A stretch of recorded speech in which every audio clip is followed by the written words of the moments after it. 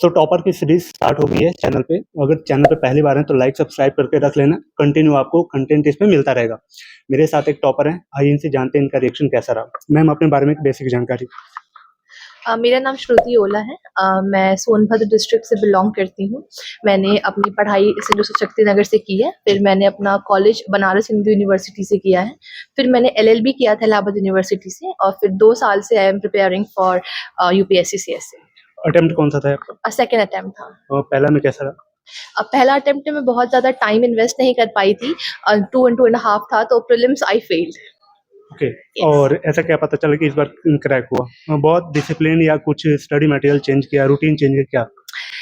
Study material नहीं change करना है। If you are sticking to one source, please kindly stick to one source. Change क्या हुआ कि फिर आई गेट टू अंडरस्टैंड कि 2-2.5 महीने में कुछ नहीं होगा। It needs consistent efforts. आपको बार बार वही चीज़ें रिवाइज और री रिवाइज करनी पड़ेंगी।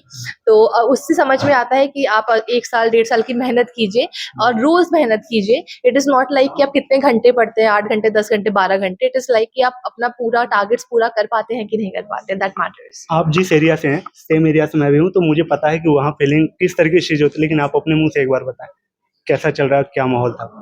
कहाँ, घर पे? जी। घर पे और सब आपके बहुत अंदर खुश भी? हैं। ओके। मेरे अंदर अभी तो मैं बहुत बिलीव ही नहीं कर पाई हूँ कि I have made to the list. घर पे सब बहुत खुश हैं। Everybody is very happy. My parents, they are super proud. So it is very good there. Last question, आपको लेट हो रहा है, ट्रेन है आपकी। इस पूरे प्रिपरेशन में कोई एक ऐसा मोमेंट आप बताएं, शेयर करें, जो लग रहा था कि यार छोड़ देती हूँ या फिर हो पाएगा नहीं हो पाएगा, कुछ ऐसी घटना हुई थी, कुछ ऐसा मोमेंट हो कि कोई? सर, ये बहुत लॉन्ग जर्नी है। सब जब प्रिपेयर करते हो तो आपको मल्टीपल टाइम्स लगता है कि नहीं हो पाएगा, एंड क्या कर रहा हूँ, सही कर भी रही हूँ कि नहीं कर रही हूँ। So these things come to your mind. It's very natural to get anxious, but then you have to back up कि आप यहाँ पे क्यों आए हो। You have to sacrifice your things. आपको पूछना पड़ेगा कि मैं क्यों ये सब कर रहा हूँ, मैंने क्यों करना शुरू किया। You see the picture of a father and mother and you realize कि we are doing this for them. So आपको अपने आप को बैकअप करते रहना पड़ेगा फॉर एवरी स्टेज।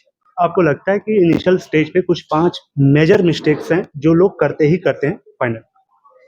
सर, अभी एक मेजर मिस्टेक तो ये है कि बहुत सोर्सेस को देखते हैं, यहाँ वहाँ भटकते हैं, बहुत फोमो होता है, ये भी पढ़ लें वो भी पढ़ लें।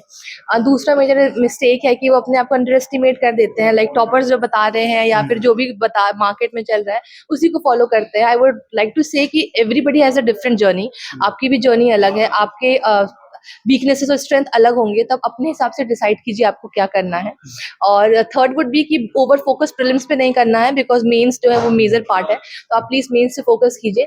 Fourth is would be social addiction. Please उसको कम रखना है आपको। एडिक्ट नहीं होना है। मैंने कल ही इंस्टाग्राम बनाया अपना, अभी तक मेरे पास नहीं था ये सब, नहीं बिल्कुल नहीं था। मैं अपनी मम्मा से कहती थी कि जब मैं हो जाऊंगी तब मैं ये सब चलाऊंगी। तो ये सोशल अब खूब एडिक्शन चलाएंगे? खुद तो नहीं चला पाऊंगी बिकॉज रिस्पॉन्सिबिलिटी भी बहुत बड़ी मिली है। तो but this is the thing. Okay, thank you so much ma'am. Hope आपको वीडियो वैल्यूएबल लगी हो। इन मैम का फुल पॉडकास्ट आने वाला है, तो लाइक सब्सक्राइब करके रख लेना चैनल को। मिलते हैं अगले वीडियो में, तब तक के लिए thank you so much and bye bye. Wish all the best. Thank you sir. मेरा नाम मानसी गुप्ता है। मैं यमुनानगर हरियाणा से आती हूँ। ये मेरा 3rd अटेम्प्ट था। मेरा मीडियम इंग्लिश था। मेरा ऑप्शनल लॉ है। ठीक है, तो पिछले 2 जो अटेम्प्ट रहे उनमें क्या रिजल्ट रहा? सर, जो मैंने फर्स्ट अटेम्प्ट किया था में, तो मेरा प्रीलिम्स क्लियर नहीं हुआ था। मैं कॉलेज में ही थी उस वक्त। और सेकंड अटेम्प्ट 2024 में दिया मैंने, जिसमें मैं इंटरव्यू तक पहुंची थी। मेरी लेकिन फाइनल लिस्ट में नाम नहीं आया था। 11 मार्क्स से मैं रही थी। और ये मेरा 3rd अटेम्प्ट था जिसमें मेरी रैंक 78 आई है। कुछ बेसिक अपनी जानकारी दें, जो स्ट्रेटजी जो होती है कि प्रॉपर प्रीलिम्स ओरिएंटेड और मेंस ओरिएंटेड क्या अप्रोच रखते हो आप? क्योंकि बहुत सारे लोग, सेम स्ट्रेटजी ऑलमोस्ट सारे लोग की होती है, सब लोग जानते हैं क्या पढ़ना है कैसे पढ़ना है, लेकिन आपकी स्पेसिफिक कुछ अगर रही हो। सर, जैसे आपने कहा कि सबकी ऑलमोस्ट सिमिलर स्ट्रैटेजी रहती है, कंसिस्टेंसी से उस पर काम करना इंपॉर्टेंट है। सो अगर प्रीलिम्स की बात की जाए तो इट इज़ इम्पॉर्टेंट कि आप 3 चीज़ों पर ध्यान दें। सबसे पहले करंट अफेयर्स, दूसरा पीवाईक्यूज और मॉक्स लगाना, और तीसरा हो गया अपने स्टैटिक नोट्स रिवाइज करना। जो करंट अफेयर्स हैं वो आप किसी भी कंपाइलेशन से या मंथली मैगजीन से कर सकते हैं, पर सबसे इम्पॉर्टेंट है पीवाईक्यू को देखना, उससे समझना कि क्या टाइप के क्वेश्चन पूछे जा रहे हैं और उनकी प्रैक्टिस करना, पीवाईक्यू की भी और मॉक्स की भी। और जो तीसरी चीज़ है वो है आपके बेसिक नोट्स। तो आप वो बेसिक नोट्स अपनी या तो कोचिंग क्लासेस होंगी या फिर आप जो बेसिक बुक्स हैं, स्पेक्ट्रम है, लक्ष्मीकांत है, मैंने उनसे पढ़ाई की थी, आप वो भी कर सकते हैं। ओके, क्या स्टैंडर्ड बुक्स लेना है या फिर आप किसी कोचिंग के नोट्स ले सकते हो, या कोई एक लेना ठीक रहेगा? सी कुछ स्टैंडर्ड बुक्स का मेरे को लगता है कोई रिप्लेसमेंट नहीं है, जैसे कि स्पेक्ट्रम है, लक्ष्मीकांत, क्योंकि हर इंसान वो पढ़ रहा है। यदि आप नहीं पढ़ेंगे और एग्जाम में क्वेश्चन वैसे आता है तो आपको एक डिसएडवांटेज रहेगा।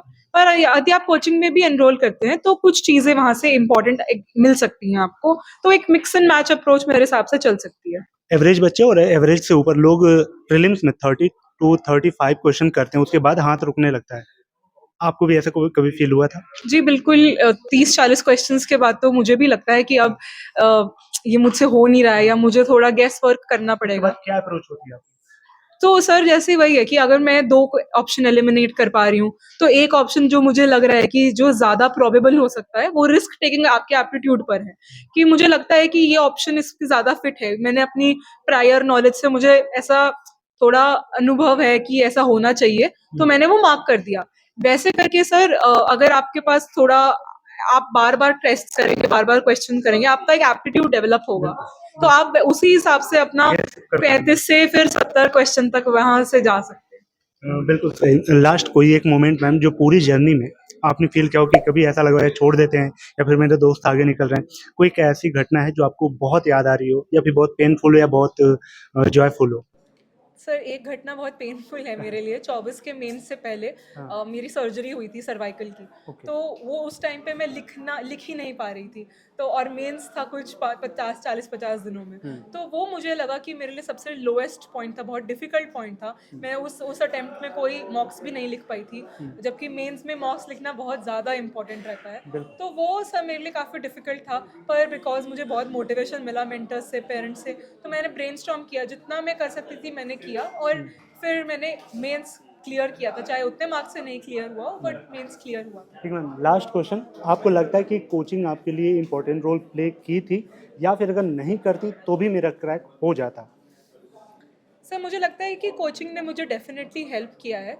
चाहे मैंने फाउंडेशन कोर्स नहीं किया था, बट मैंने जो कोचिंग की मेंटरशिप ली वो मुझे बहुत हेल्पफुल की, क्योंकि वो ज़्यादा ज़रूरी नहीं है कि वो मतलब कंटेंट क्या है, हाँ। वो चलिए मैं खुद भी पढ़ लूँगी, डायरेक्शन। पर डायरेक्शन इस एग्ज़ाम में सबसे बड़ी कमी डायरेक्शन की है।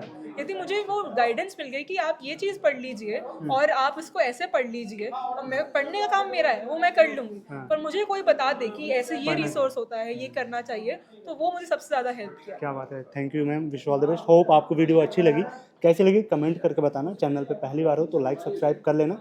ये टॉपर की सीरीज चल रही है तो यहाँ आपको कंटिन्यू टॉपर की सीरीज मिलती रहेगी। Thank you so much, wish all. My name is Sugandha Gupta. This was my first attempt at UPSC CSE 2025 exam, and I have scored AIR 207. And I belong to Jammu district of Jammu and Kashmir. And I've been associated with Next IS via the GS Foundation course, and further for the mains course as well as the interview guidance program. कुछ final बात जो 2026 को appear होने वाले, जो 2026 में appear होने वाले?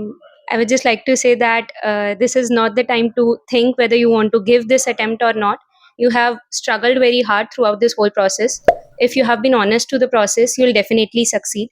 So you should just focus on practicing at this time and don't doubt yourself based on any marks or any test series. Just keep on going, you'll get success. Wish all the best. Thank you.